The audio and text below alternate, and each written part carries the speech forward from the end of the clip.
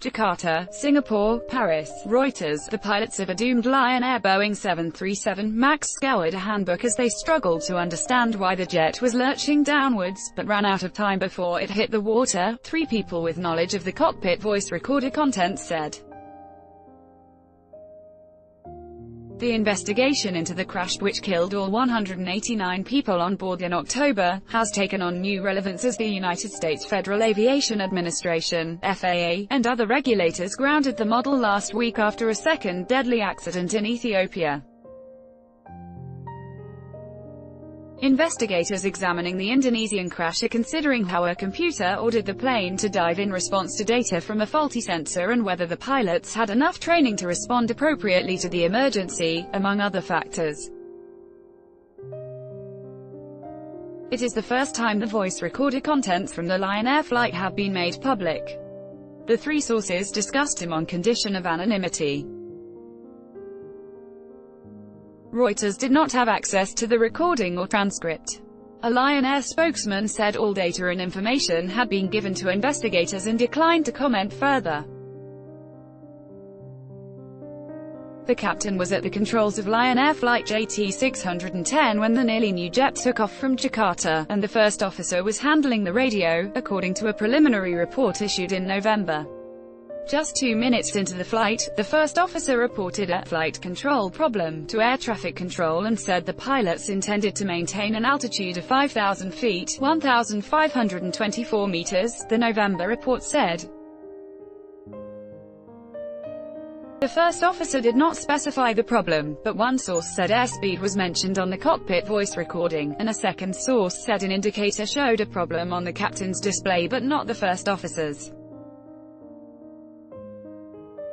The captain asked the first officer to check the quick reference handbook, which contains checklists for abnormal events, the first source said.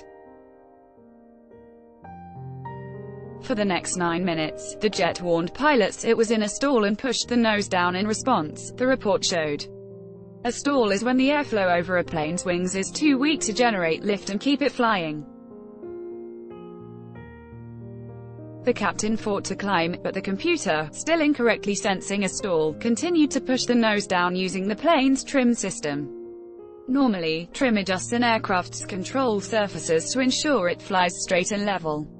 They didn't seem to know the trim was moving down, the third source said. They thought only about airspeed and altitude. That was the only thing they talked about. Boeing Co. declined to comment on Wednesday, March 20, because the investigation was ongoing. The manufacturer has said there is a documented procedure to handle the situation. A different crew on the same plane the evening before encountered the same problem but solved it after running through 3 checklists, according to the November report. But they did not pass on all of the information about the problems they encountered to the next crew, the report said. The pilots of JT610 remained calm for most of the flight, the 3 sources said. Near the end, the captain asked the first officer to fly while he checked the manual for a solution. About 1 minute before the plane disappeared from radars, the captain asked air traffic control to clear other traffic below 3,000 feet and requested an altitude of 5,000 or 5,000 feet, which was approved, the preliminary report said. As the 31-year-old captain tried in vain to find the right procedure in the handbook, the 41-year-old first officer was unable to control the plane, 2 of the sources said. The flight data recorder shows the final control column inputs from the first officer were weaker than the ones made earlier by the captain.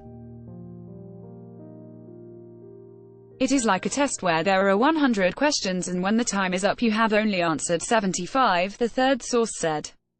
So you panic. It is a timeout condition. The Indian-born captain was silent at the end, all 3 sources said, while the Indonesian first officer said, Allahu Akbar, or, God is greatest, a common Arabic phrase in the majority Muslim country that can be used to express excitement, shock, praise or distress. The plane then hit the water, killing all 189 people on board.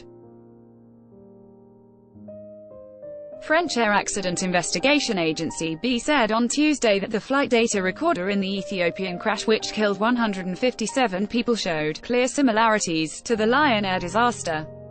Since the Lion Air crash, Boeing has been pursuing a software upgrade to change how much authority is given to the Maneuvering Characteristics Augmentation System, or MCAS, a new anti-stall system developed for the 737 MAX.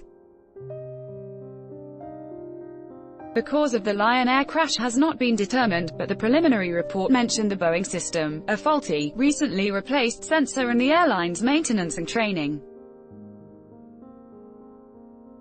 On the same aircraft the evening before the crash, a captain at Lion Air's full-service sister carrier, Batik Air, was riding along in the cockpit and solved the similar flight control problems, two of the sources said.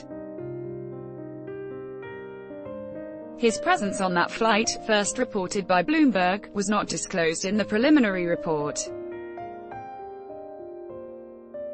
The report also did not include data from the cockpit voice recorder, which was not recovered from the ocean floor until January.